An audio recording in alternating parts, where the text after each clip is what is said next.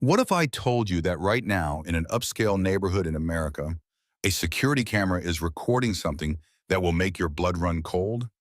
Not a break-in, not an accident, but a millionaire venture capitalist forcing his 7 months pregnant wife to kneel on concrete in a torrential storm for 3 hours straight. This isn't fiction. This happened. And what's more terrifying, the police came, saw everything, and left her there. Because sometimes the most dangerous prisons don't have bars. They have marriage certificates. Rachel Winters thought she'd married her Prince Charming. Stanford MBA, successful career, the American dream wrapped in a wedding ring. But behind the Tesla in the driveway, in the venture capital success story, was a man who had done this before. 3 times before. And those women? One supposedly committed suicide. Another is still in a psychiatric facility. The third vanished without a trace. But Rachel did something none of them could. She died, at least that's what her husband believed. And from that death came a resurrection that would bring Wayne not just one man, but an entire network of predators hiding in plain sight. Over the next hour, you're going to hear how one woman went from kneeling in the rain, stripped of everything, to standing in a courtroom watching her abuser get 45 years to life. You'll discover the underground network that tried to save her, the betrayal that nearly destroyed her, and the evidence hidden in a psychiatric facility's basement that changed everything. But here's what will really haunt you. This system, this playbook that David Winters used, it's being used right now, today, in 12 states that we know of. The woman in your office who always wears long sleeves, your neighbor who suddenly stopped coming to book club, that college friend who posts perfect family photos but never answers your calls. 1 in 4 women will experience severe intimate partner violence. This story isn't just about Rachel.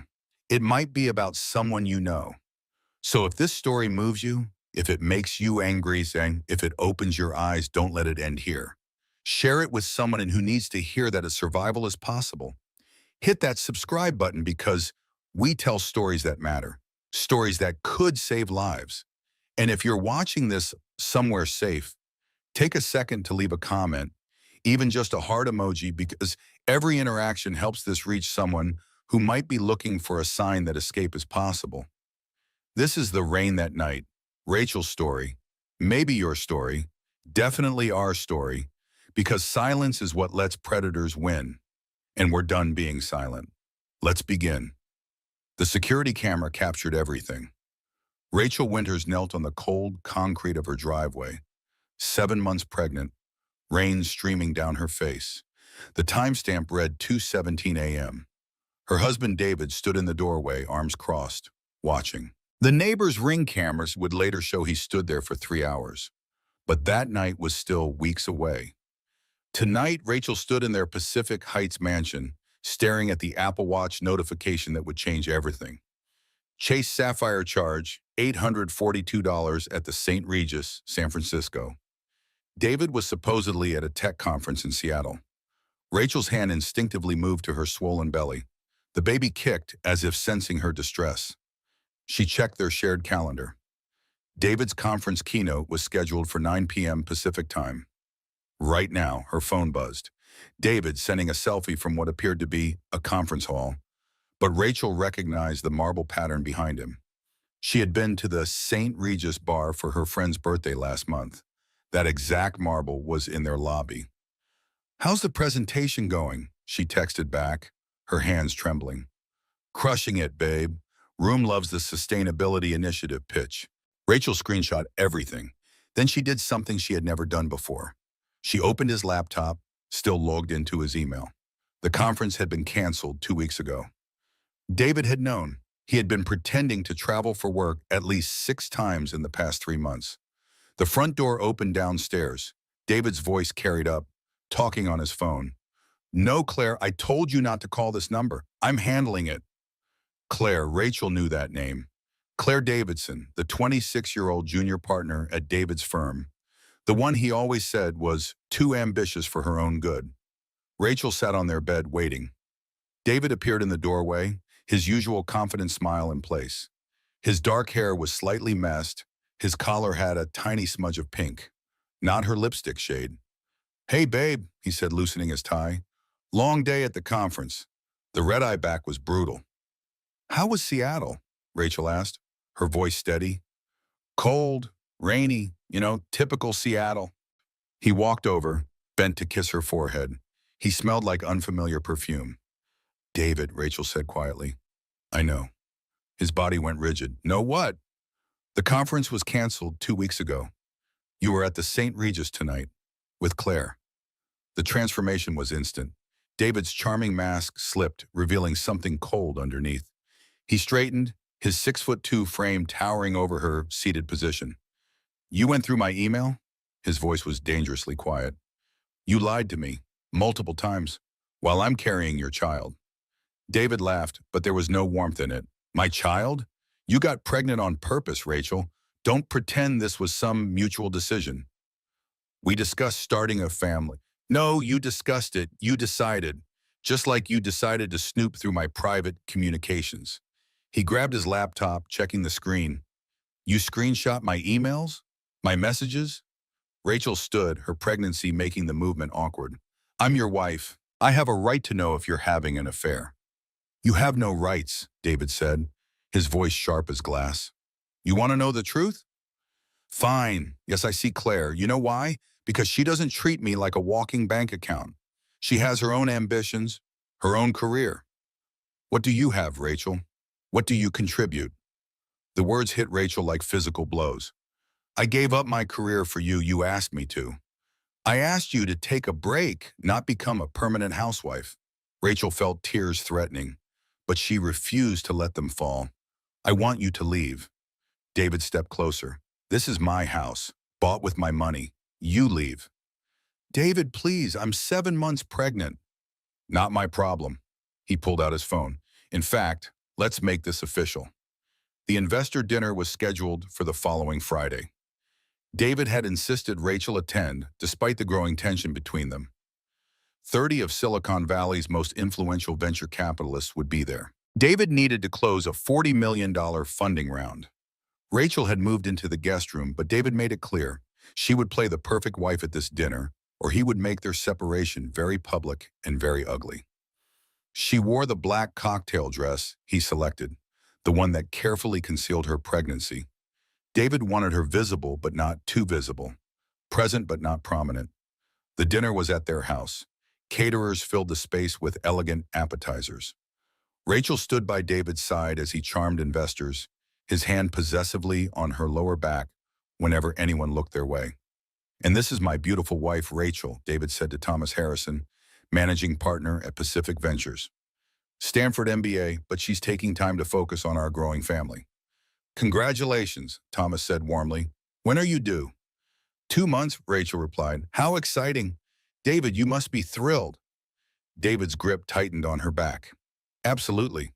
Though Rachel's been having some challenges, hormones, The doctors are monitoring her closely. Rachel stiffened.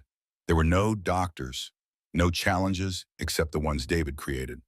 Claire arrived halfway through dinner, her entrance deliberately timed. She wore a red dress that turned every head in the room. David's eyes tracked her movement as she found her seat at the far end of the table. Rachel excused herself to the bathroom, needing space to breathe. When she returned, she heard David's voice from his study. I told you to wait until after the funding closed. No, Claire, she won't be a problem. Trust me, I know how to handle Rachel. Rachel's hands shook. She pulled out her phone, started recording. The prenup was airtight. She gets nothing. Yes, even with the baby. Especially with the baby. I've been documenting her instability for months. The psychiatrist is a friend from college. He'll write whatever I need. The door opened. David saw her immediately. I have to go, he told Claire, hanging up. His face was stone. Enjoying the show? You're planning to take my baby? Rachel's voice cracked. Our guests are waiting. He grabbed her arm, his fingers digging in, hard enough to bruise. You're going to go out there, smile, and be the perfect wife, or I'll tell everyone you're having a mental breakdown. Who do you think they'll believe, the successful venture capitalist or the hormonal pregnant woman? Rachel yanked her arm free. I recorded everything. David pulled out his own phone, showed her a video. It was her, but distorted somehow. In it, She appeared to be screaming at David, throwing objects. She had never done that. Deepfake technology, David said casually. My startup's developing it. Incredible what we can create these days. I have 6 more videos like this. Different dates, different incidents that never happen. But they look real, don't they? Rachel felt the floor tilt beneath her. You can't do this. I can do whatever I want.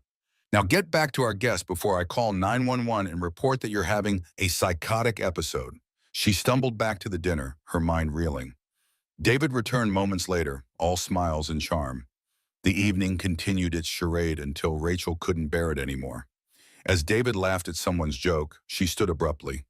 I need air, she announced to the table. David's jaw clenched. Rachel, you should rest. I said I need air.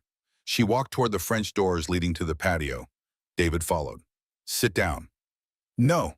The investors watched with growing discomfort as David grabbed Rachel's wrist. She pulled away and in the struggle, knocked over a glass of wine. The red liquid spread across the white tablecloth like blood.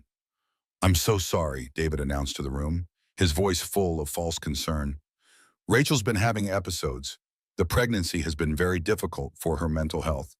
I'm not having episodes, Rachel said loudly. Tell them the truth, David. Tell them about Claire. Tell them what you're planning. The room went silent. Claire's face was pale. Thomas Harrison cleared his throat uncomfortably. David's mask finally cracked completely. Everyone, please excuse us. He gripped Rachel's arm. You need to cool off. He dragged her outside into the beginning of a rainstorm. The patio was dark. The investors couldn't see clearly through the rain-streaked glass. Kneel, David commanded. What? David, I'm pregnant. Kneel or I call the police right now and have you committed. I have all the documentation ready. Psychiatrist reports, video evidence, witness testimony from tonight. You'll give birth in a mental facility, and you'll never see the baby. Rachel's legs shook. Rain was falling harder now, soaking through her dress. She could see the investors inside, some trying to peer out, others deliberately looking away. Slowly, Rachel lowered herself to her knees on the cold concrete. The rain intensified as Rachel knelt on the concrete.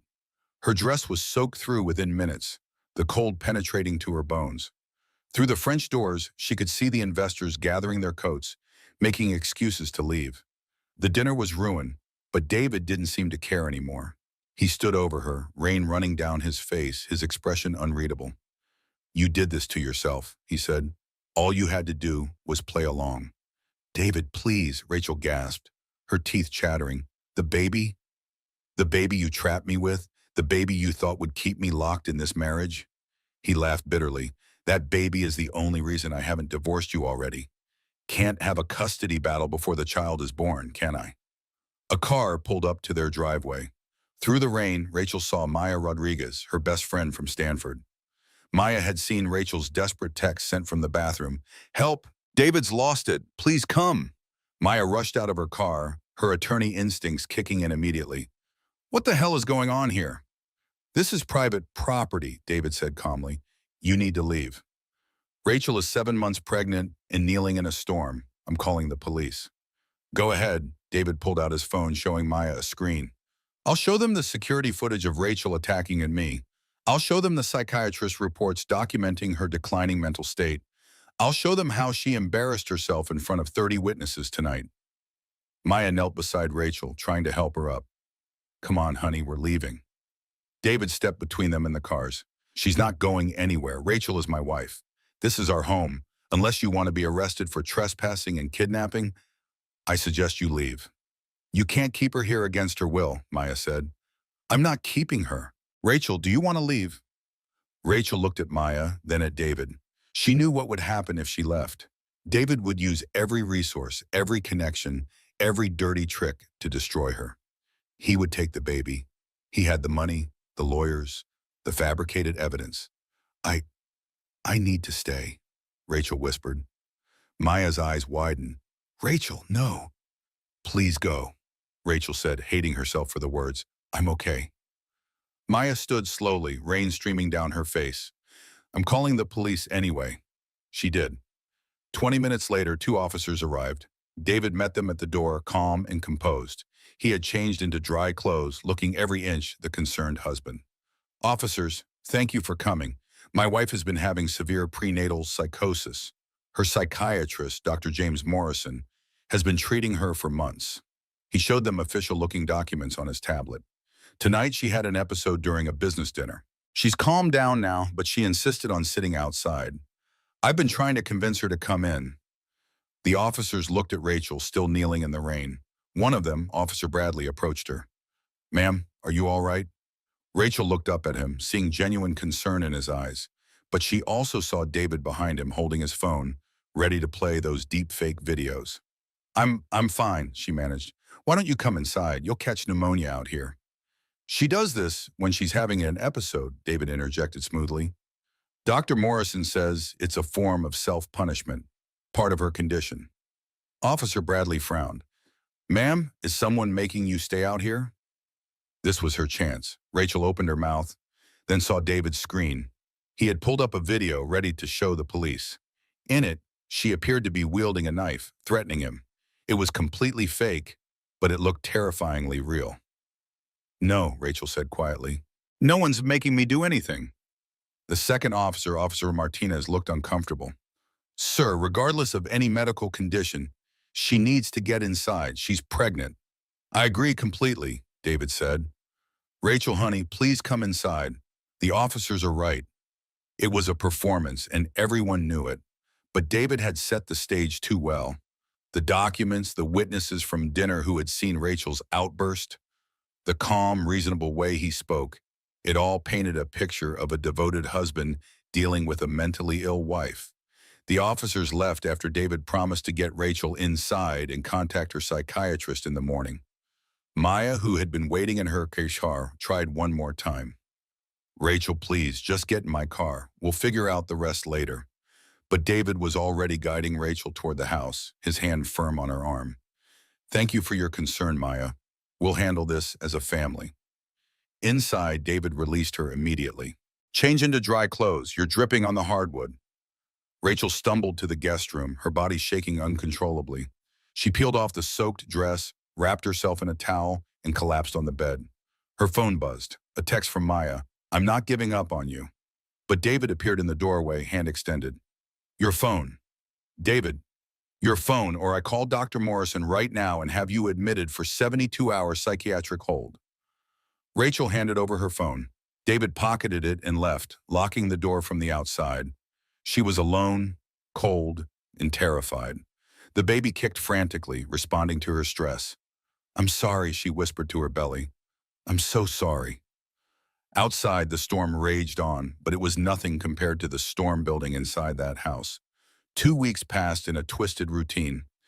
David unlocked Rachel's door each morning, allowing her supervised access to the kitchen and bathroom. He had hired a nurse, really a guard, named Brenda, who watched her every move.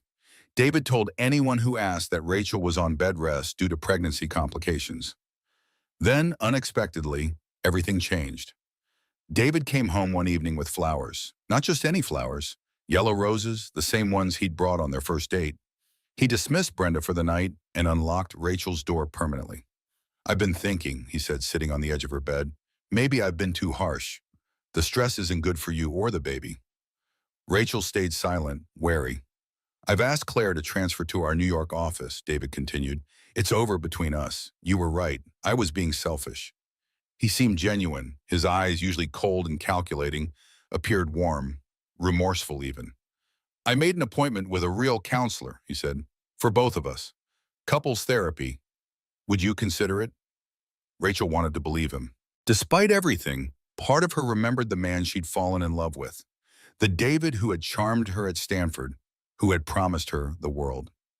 Okay, she whispered. Over the next few days, David transformed back into the man she remembered. He cooked dinner, asked about the baby, even assembled the crib they'd bought months ago. He gave her phone back, though she noticed it had been factory reset. Maya was suspicious when Rachel called her. This is classic abuse cycle, Rach. He's love-bombing you. Maybe he really wants to change, Rachel said, watching David through the window as he planted new flowers in their garden. Men like David don't change. They just get better at manipulation. But Rachel wanted to hope, needed to hope, for the baby's sake. The couple's therapy session was scheduled for Thursday. Dr. Patricia Kendall seemed competent, asking probing questions about their relationship dynamics. David admitted to his affair, even seemed to show genuine remorse. I lost sight of what mattered, he told the therapist. My ego, my career, it all became more important than my family. That night, David suggested they renew their vows after the baby was born. A fresh start, he said. Rachel felt herself relaxing for the first time in months. Maybe they could salvage this. Maybe their child could have a normal family. Then, Monday morning, she woke to find David gone and a legal document on the kitchen counter. It was a post-nuptial agreement. The terms were devastating. If they divorced, Rachel would receive a one-time payment of $50,000. No alimony, no share of assets. And most crucially, David would have primary custody of any children. Sign it, David said, appearing in the doorway, or get out now with nothing. But the therapy, you said, David laughed. Dr. Kendall? She's an actress. $800 for 3 hours of work. You really thought I'd changed? The flowers, the crib, the apologies, all of it had been an act, a setup to make her lower her guard. The choice is simple, David continued. Sign the document and stay. You'll live comfortably, see your child on weekends, or leave now with nothing and try to fight me in court. With your documented mental health issues and no money for lawyers, how do you think that will go? Rachel's hands shook as she read the document. It was even worse than she'd thought. There was a clause stating she admitted to mental instability during pregnancy, another acknowledging David as the primary stable parent. I need time to think, she said. You have until tomorrow morning. That night, Rachel didn't sleep. She called Maya from the bathroom, whispering the situation. Don't sign anything, Maya urged. I'll help you find a pro bono lawyer. He has those fake videos, Maya. He has a fake psychiatrist ready to testify. He has unlimited resources. Then we get creative, Maya said. Pack a bag. Tomorrow when he leaves for work, you run. Come to my place. Rachel agreed. She quietly packed essentials, hid the bag in the laundry room. When morning came, she told David she needed one more day to decide. He agreed, confident in his victory. As soon as his Tesla pulled out of the driveway, Rachel grabbed her bag. But when she tried to leave, she found all the doors locked from the outside. Electronic locks, controlled by David's phone. The windows were locked too, reinforced with security bars David had installed for safety. She was trapped. Her phone rang. David. Going somewhere, he asked. The house system alerts me to any unusual activity. Brenda will be there in 10 minutes to keep you company. Rachel sank to the floor, her escape plan shattered. The walls felt like they were closing in. The baby kicked, a reminder of what was at stake. Brenda arrived as promised, but she wasn't alone. A woman Rachel didn't recognize stood beside her, mid-40s, professional blazer, kind eyes behind wire-rimmed glasses. This is Sarah Mitchell, Brenda announced. She's a social worker. Mr. Winters requested a wellness check. Rachel's heart sank. Another one of David's manipulations. But when Brenda stepped into the kitchen to make coffee, Sarah moved closer to Rachel and whispered quickly, Maya sent me. Play along. Rachel's eyes widened. Sarah gave an imperceptible nod, then raised her voice to normal volume. Mrs. Winters, I'd like to ask you some routine questions about your pregnancy and home situation. For the next hour, Sarah conducted what appeared to be a standard interview while Brenda watched from the doorway. But Sarah's questions were carefully coded, her notepad positioned so only Rachel could see her real notes. Network can help. Need 2 weeks to arrange. Can you survive that long? Rachel responded to the verbal questions while nodding slightly to the written ones. Before leaving, Sarah handed Rachel a business card. Call if you need anything, day or night. The card looked official, but Rachel noticed tiny numbers written in pen on the back, a different phone number. That night, while Brenda dozed in front of the TV, Rachel called the number from the bathroom. You're not the first woman David has done this to. Sarah's voice was urgent. We've been tracking him for 3 years. You're the 4th wife. What happened to the others? One committed suicide, or that's what the report said. Another is in a psychiatric facility. The 3rd disappeared completely. Her family still looks for her. Rachel's blood ran cold. Jen, who are you really? Detective Sarah Mitchell, specializing in domestic violence cases. But David has connections throughout the police force. I've been working unofficially with a network of survivors and advocates. We call it the Underground. Over the next 2 weeks, Sarah visited 3 more times under the pretense of social work. Each time she brought hidden tools, a burner phone tucked in a vitamin bottle, cash hidden in a package of diapers, contact information sewn into baby clothes.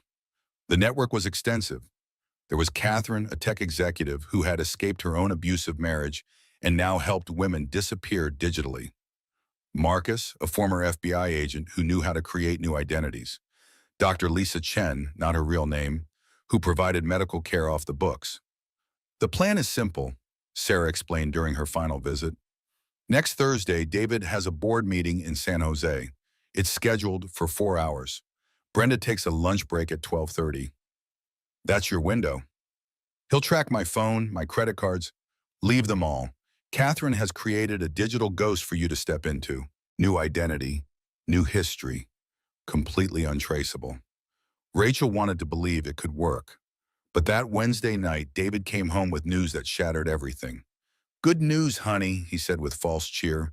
"Dr. Morrison has agreed to induce labor next week. Better to have the baby early, given your mental state. Safer for everyone." "That's dangerous. I'm only 8 months. Dr. Morrison says it's fine. And once the baby's here, you can get the help you really need. There's a wonderful facility in Nevada, very discreet. You'll be admitted immediately after delivery." Rachel understood. David planned to take the baby and have her committed, just as he'd done to his previous wives. "When?" she managed to ask. "Monday morning." Thursday's escape plan would be too late. She texted Sarah from the burner phone. He moved timeline, inducing Monday. The response was immediate. "Tomorrow, noon, be ready." But the next morning, David didn't leave for work. "Called in sick," he announced. "Want to spend time with you before the big day." Rachel's heart pounded. The escape was impossible with David home. Then, at 11:45, Claire called David's phone. "I told you not to call," David said, but his voice lacked conviction. After a pause, his expression changed. "What do you mean, emergency board meeting?" "Now, though." Rachel heard Claire's panicked voice through the phone. Something about investors threatening to pull out, needing David there immediately. David cursed, grabbed his keys. "Don't try anything stupid," he warned Rachel. "Brenda, watch her carefully." As his car pulled away, Rachel counted to 60. Then Brenda's phone rang. Sarah's voice disguised. "This is Valley Medical. Your mother's been in an accident. She's asking for you." Brenda went pale. "My mother? Is she okay?" "You need to come now." Brenda looked at Rachel, torn. "I can't leave." "Go," Rachel said. "I'm 8 months pregnant." "Where would I go?" Brenda hesitated, then grabbed her keys. "Don't move. Don't answer the door. I'll be back in an hour." The moment Brenda's car disappeared, a van pulled up. Sarah jumped out with 2 other women. "We have maybe 20 minutes before David realizes the board meeting is fake." "Move." They grabbed Rachel's prepared bag, helped her into the van. As they pulled away, Rachel saw her prison of a house getting smaller in the rear window. "Where are we going?" "First a medical check, then a safe house out of state. After the baby's born, we'll work on permanent relocation." For the first time in months, Rachel felt something she'd thought was lost forever. Hope. Then Sarah's police radio crackled. David's voice talking to dispatch. "My pregnant wife is missing. She's mentally unstable, dangerous to herself. Issue an Amber Alert immediately." The net was closing already. The van pulled into an abandoned warehouse in Oakland. Sarah quickly ushered Rachel inside where a makeshift medical station waited. Dr. Lisa Chen, the network's underground physician, immediately began examining Rachel. "Blood pressure's high but manageable," she said. "Baby's heartbeat is strong. You're okay to travel, but we need to move fast." Catherine, the tech expert, handed Rachel a new driver's license. "Jennifer Martinez, 29, originally from Phoenix. Your digital footprint goes back 15 years. "How is that possible?" "I bought a deceased person's identity from before digital records were universal. Built it up slowly. It's completely legitimate as far as any system can tell." Sarah's radio continued crackling with updates. David had convinced the police that Rachel was suffering from prenatal psychosis, that she might harm herself or the baby. Every cop in the Bay Area was looking for her. "We need to get you out of California," Sarah said. "There's a safe house in Portland. 9-hour drive, but flying is too risky." They transferred Rachel to a different vehicle, a minivan with Oregon plates, driven by a woman named Rosa, who looked like everyone's grandmother. "I've done this run 30 times, Rosa said calmly. "Never lost a passenger." As they drove north on Interstate 5, Rachel watched the news on Rosa's phone. David was on every local channel, the grieving husband pleading for his wife's safe return. "She's not well," he told reporters, tears in his eyes. "She needs medical attention. If anyone sees her, please call authorities immediately." He'd posted a $50,000 reward. They stopped only once at a rest stop near Reading. Rachel wore a wig, sunglasses, and padding that made her look heavier. Still, when a highway patrol car pulled in, her heart nearly stopped. The officer looked directly at their van, started walking over. "Stay calm," Rosa whispered. "You're my daughter. We're visiting colleges for your teenage son." The officer knocked on the window. "Afternoon, ladies. Where you headed?" "Portland State," Rosa replied cheerfully. "My daughter's boy is looking at engineering programs." The officer glanced at Rachel. She forced herself to smile, placing a hand on her belly, hoping to get the tour done before this one arrives. He nodded, seemingly satisfied. "Drive safe. Weather's getting rough up north." As he walked away, Rachel realized she'd been holding her breath for 30 seconds. They reached the Oregon border as sunset painted the sky orange. Rachel felt a moment of relief, out of California, beyond David's immediate reach. Then Rosa's phone rang. Sarah's voice was tense. "Problem. David hired private investigators. Black SUV about 2 miles behind you." Rachel turned. Through the rear window, she could see the vehicle. "Take the next exit," Sarah instructed. "There's a truck stop. Bathroom window leads to a drainage area. Another car's waiting." Rosa pulled into the crowded truck stop. "Go. Now." Rachel moved as quickly as her pregnant body allowed. Inside the bathroom, a woman in a baseball cap waited. "Through here," she said, helping Rachel through a surprisingly wide window. They dropped into a concrete drainage channel where another woman waited with an ATV. The ride was bumpy, terrifying, lasting 10 minutes through dark woods. They emerged at a different rest area where yet another car waited, this time with Washington plates. "David's investigators are still at the truck stop," the new driver Marcus informed her. "They're searching at every vehicle leaving." They drove through the night, avoiding highways, taking back roads through small Oregon towns. Rachel dozed fitfully, waking to contractions that she prayed were just Braxton Hicks. By dawn, they reached the safe house, a farmhouse outside Portland, surrounded by acres of Christmas trees. "You'll be safe here," Sarah promised, arriving an hour later. "The property is owned by a shell company. No connection to you or the network." Rachel collapsed onto a bed, exhaustion overwhelming her. But she couldn't sleep. Every car engine made her heart race. Every unfamiliar voice sent panic through her body. That evening, Sarah brought disturbing news. "David's escalating. He's hired a team of cyber experts to track our network. He's also filed federal kidnapping charges, claiming we're a trafficking ring." "Can he do that?" "With enough money and connections, he can do almost anything." Rachel felt the walls closing in again.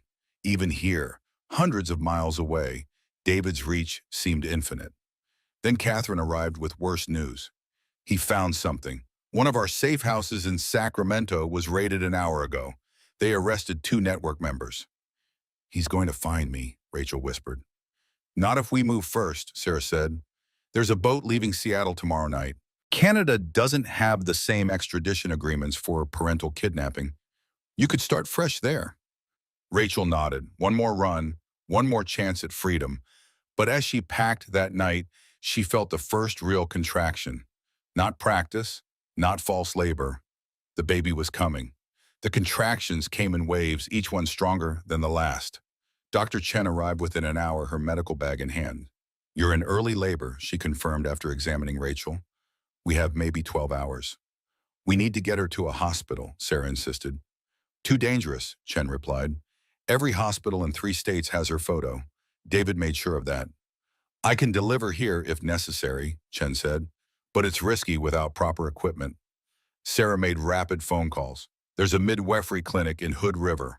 Off the grid, they don't ask questions. 2-hour drive. As they prepared to leave, a new woman arrived. Tall, confident, with sharp green eyes and professional bearing. This is Alexandra, Sarah introduced. She runs the northern route to Canada. She'll get you across the border after delivery. Alexandra studied Rachel with an intensity that made her uncomfortable. We'll take my vehicle. Medical transport van won't raise suspicions. They loaded Rachel into the van, Dr. Chen beside her. Sarah wanted to come, but Alexandra refused. Too many people draws attention, just the patient and doctor. Something felt wrong, but another contraction hit, and Rachel couldn't focus on the feeling. The drive through the Columbia River Gorge should have been beautiful, but Rachel only saw it through a haze of pain. Dr. Chen monitored her constantly, offering reassurance. You're doing great. Baby's heart rate is perfect. Alexandra drove in silence, occasionally checking her phone at red lights. After an hour, she pulled into a rest stop. Bathroom break, she announced. Though she hadn't been drinking anything, she was gone for 10 minutes. When she returned, her demeanor had changed. Lighter, almost cheerful. Change of plans, Alexandra said. The clinic had an emergency, but there's a better equipped facility just across the Washington border. Dr. Chen frowned. Sarah didn't mention. Sarah doesn't know everything, Alexandra cut her off. They drove north, but instead of toward Washington, Alexandra turned east toward Mount Hood. The roads became narrower, more isolated.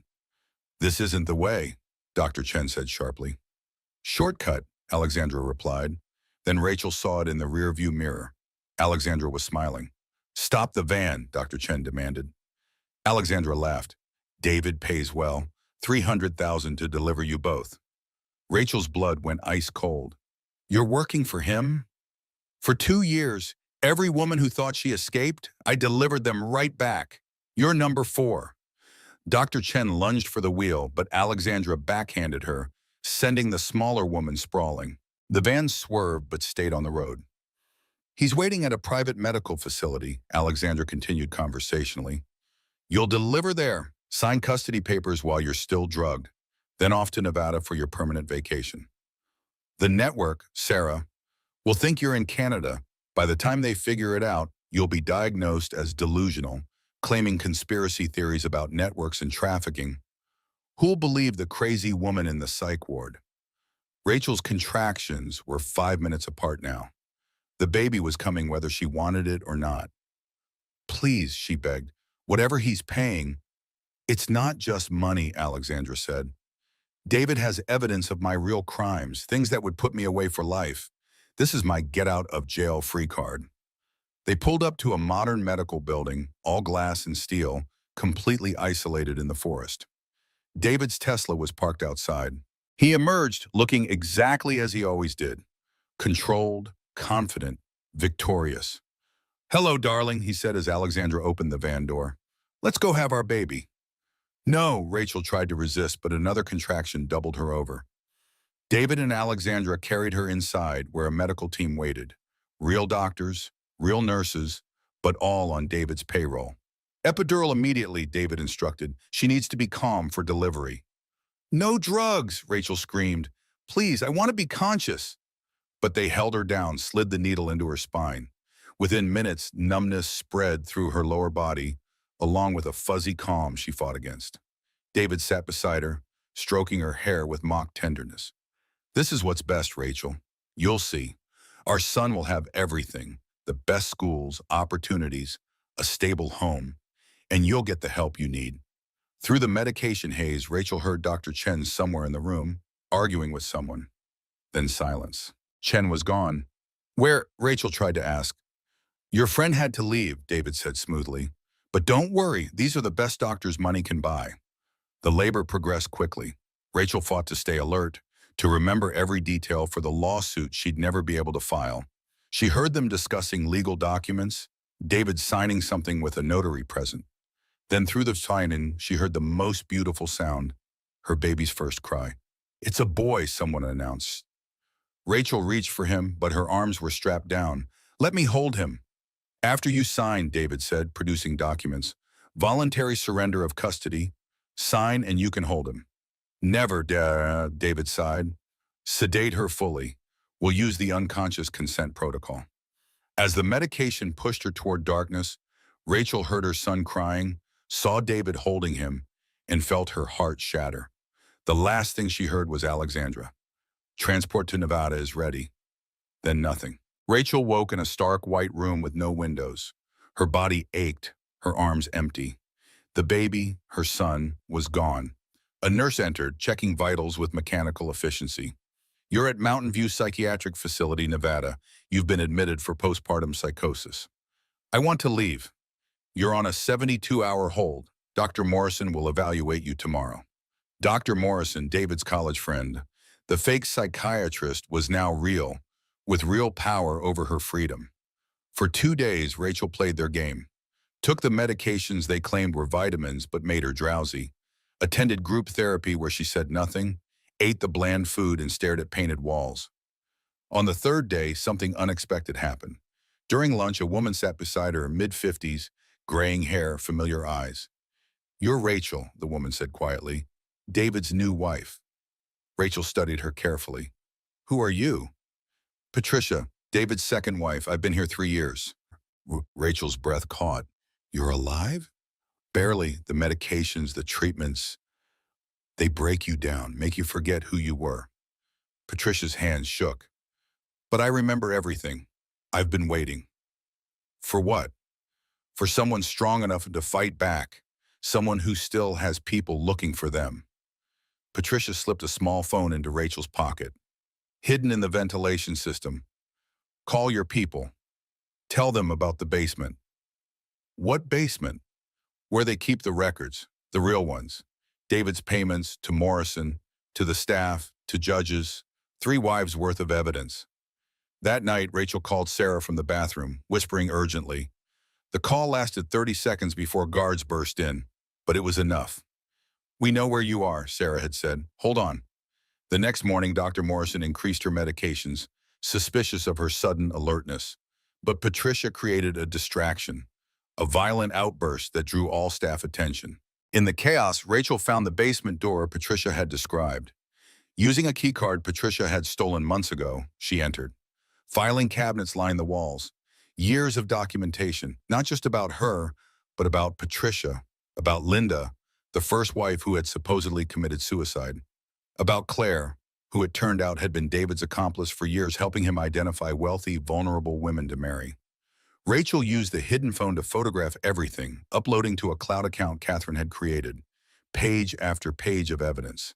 Bank transfers, forged medical documents, correspondence between David and Morrison planning her commitment before she'd even given birth. Then she found the video files. David, drunk at what looked like a bachelor party, bragging about his system. Marry them, get them pregnant, take the kid and the money. They're all so desperate for love, they never see it coming. The final folder made her stomach turn. Photos of her son, already enrolled in a boarding school in Switzerland under a different name. David was erasing her completely. Footsteps echoed in the hallway. Rachel uploaded the last files, deleted the phone's history, and slipped back upstairs just as guards noticed her missing. Attempted escape, Morrison noted in her file. Increased security. Prepare for long-term commitment. But 3 days later, everything changed. During morning medication, alarms suddenly blared. Not fire alarms, police sirens. Federal agents flooded the facility, badges reading FBI. Agent Sarah Mitchell, her real badge now displayed, entered Rachel's room. "We got it all. Every document you uploaded. David's been arrested, along with Morrison, Alexandra, and 14 others. My son? Safe, in protective custody." A real judge reviewed the case. Sarah helped Rachel stand. "You're free." As they walked out, Rachel saw Patricia being released too, tears streaming down her face. Other women emerged from rooms, blinking in confusion as their years-long nightmares ended. In the parking lot, news vans waited. David's arrest was being live-streamed. He stood in handcuffs outside his Palo Alto office, investors and employees watching in shock as agents read the charges. Kidnapping, fraud, conspiracy, false imprisonment. Claire was arrested at the airport, trying to flee to Mexico with suitcases of cash. Alexandra was caught at the Canadian border with another woman in her van. David's fifth wife attempt, saved just in time. But the moment that broke the internet came when Rachel stepped out of the facility. A reporter thrust a microphone at her. "Any words for your husband?" Rachel looked directly at the camera, knowing David would see this from his jail cell. "I'm not your victim anymore. None of us are." The video went viral within hours. Other women came forward, ex-girlfriends, employees, anyone David had terrorized into silence. The trial would take months, but the verdict was certain. That night, in a real hospital room with legal authority, Rachel finally held her son. He was perfect, tiny fingers wrapping around hers. Maya sat beside her, tears flowing freely. "You did it. You actually did it." "We all did," Rachel corrected, thinking of Patricia, Linda's family, who'd never stopped investigating. Sarah, who'd risked her career, the network that had tried so hard to save her. The trial began 6 months later. Rachel sat in the witness stand, her son now crawling and babbling, watched by Maya in the gallery. David sat at the defendant's table, his confident veneer finally cracked. Orange didn't suit him. "Please state your name for the record," the prosecutor began. "Rachel Winters, though I'm taking back my maiden name, Chen." David's lawyer objected immediately. "Your Honor, Ms. Chen is clearly overruled." Judge Martha Stevens cut him off. This wasn't Judge Hamilton, who'd been removed from the bench for taking bribes.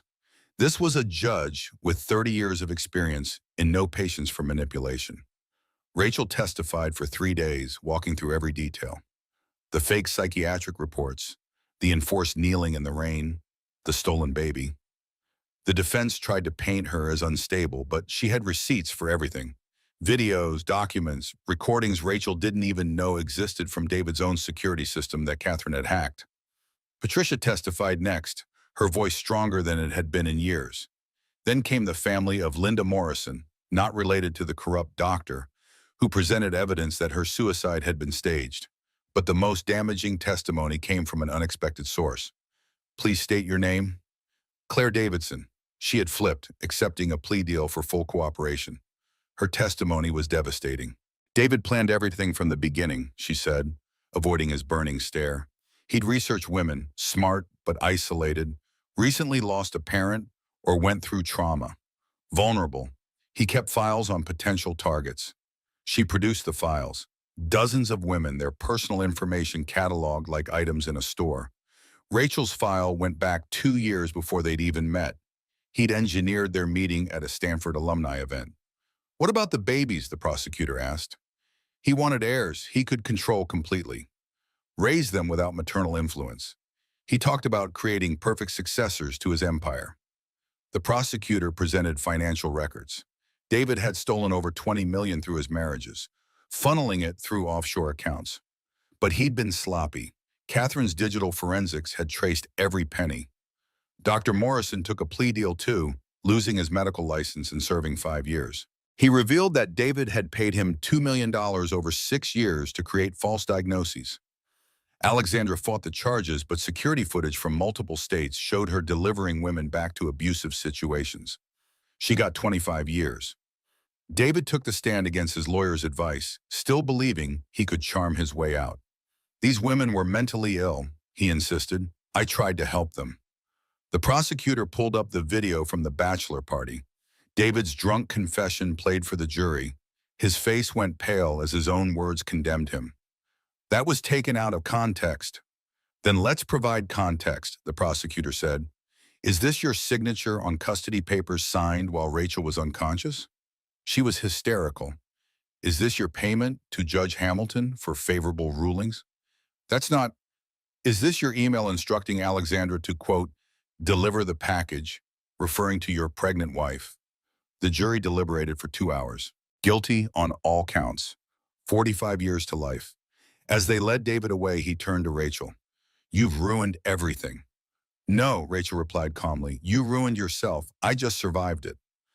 Outside the courthouse, media swarmed, but Rachel wasn't interested in interviews. She had a son to raise, a life to rebuild. Maya had set up a foundation, the Phoenix Project, helping women escape similar situations. Patricia became a counselor. Even Linda's family contributed, turning their grief into purpose. 6 months later, at the Foundation's first gala, Rachel stood before a room of supporters, her son on her hip. "They want us to be silent victims," she said, "to disappear into their false diagnoses and fabricated shame. But we are not victims. We are survivors. And our voices together are louder than their lies will ever be." The room erupted in applause. In the back, Sarah Mitchell watched with pride.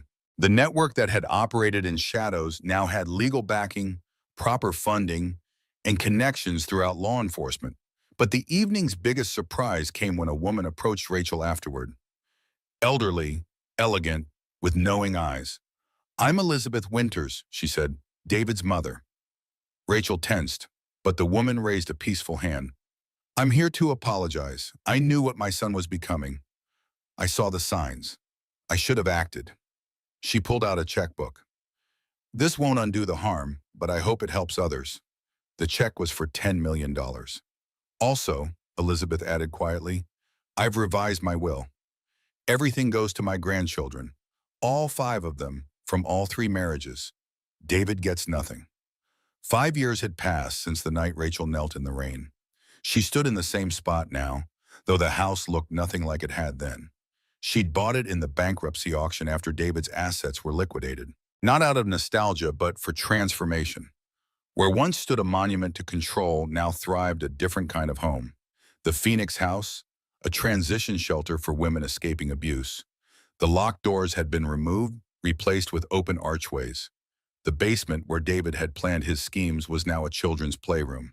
The master bedroom where Rachel had been imprisoned had become a communal library. "Mama, look!" Her son Timothy ran up holding a painting he'd made in the art therapy room.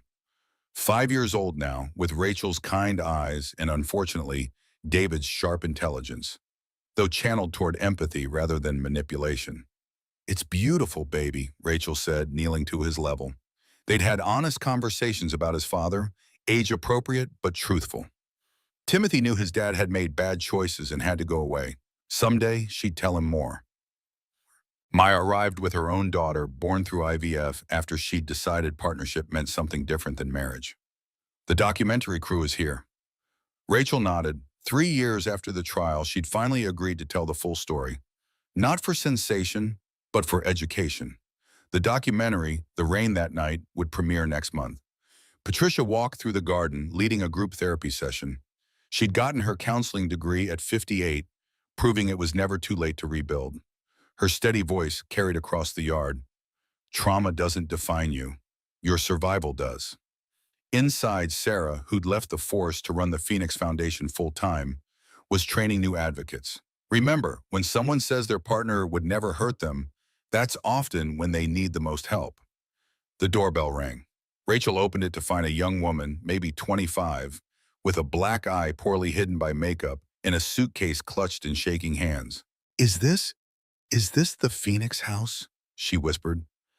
"Yes," Rachel said gently. "You're safe here." The woman broke down crying. Rachel guided her inside, remembering her own desperate flight. But this woman wouldn't have to create elaborate escapes or fake her death. The systems Rachel had fought to change were changing, slowly but surely.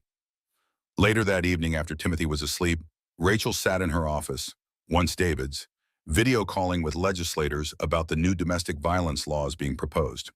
The Winners Act, they called it, making financial abuse a federal crime and requiring real verification for psychiatric holds. Her phone buzzed, a notification from her lawyer. David had requested parole again, denied again. He'd serve at least 30 more years, and Timothy would be 35 before his father could even theoretically contact him. A knock at the door interrupted her thoughts. Catherine entered with tea and her latest report. "We've traced similar networks in 12 states, she said, all connected to wealthy men using the same playbook David pioneered. Then we expand, Rachel decided. Every state needs a Phoenix House. That's $100 million project. Rachel smiled. Elizabeth's estate was valued at $300 million. She passed last month. It all goes to the foundation and the children. Outside, rain began to fall. Not the violent storm of that horrible night, but a gentle spring shower. Rachel walked onto the covered porch, watching the water nourish the garden Patricia had planted. Mama, Timothy appeared in his dinosaur pajamas. Is the rain scary? Rachel lifted him onto her lap. No, baby. Rain helps things grow. Even storms, as frightening as they are, eventually pass. And look what grows after. She pointed to the garden where tomorrow sunflowers would open their faces to the sun, where women would gather for morning yoga, where children would play without fear. Her phone rang. Another woman needing help. Rachel passed Timothy to Maya and took the call. You're not alone, she said, the same words Sarah had once said to her. We'll get you out. As she talked through another escape plan, Rachel noticed the security camera that had once recorded her humiliation. She'd kept it, but changed its purpose. Now it recorded women arriving in desperation and leaving in strength. It witnessed children playing where violence once reigned. It captured the exact moment when someone realized they were finally free. The caller was crying now, but they were tears of relief. Tomorrow she'd be safe. Her children would be protected. The cycle would break. David had forced Rachel to kneel in the rain, thinking he was breaking her. Instead, he'd created his own destroyer, not through revenge or hatred, but through survival, justice, and the unbreakable bonds between women who refused to be silenced. The storm had passed. The phoenix had risen. And in houses across the country, women were learning they could rise too. In federal prison, David Winters sat in his cell watching the news. The documentary trailer played again. Rachel's voice strong and clear. He thought the rain would wash me away. He never understood. Rain makes things grow. The guard walked by. Lights out, Winters. David lay in the dark, finally understanding. He hadn't lost because Rachel had fought back. He'd lost the moment he'd mistaken gentleness for weakness, confused control with power. Real power, he now knew too late, was the ability to lift others up. Rachel had that power. He never would. 500 miles away, Rachel tucked her son into bed, checked on the 3 women staying at Phoenix House, and finally allowed herself a moment of complete peace. The rain continued falling, but she no longer heard it as a reminder of pain. Now it sounded like freedom. It sounded like hope. It sounded like home.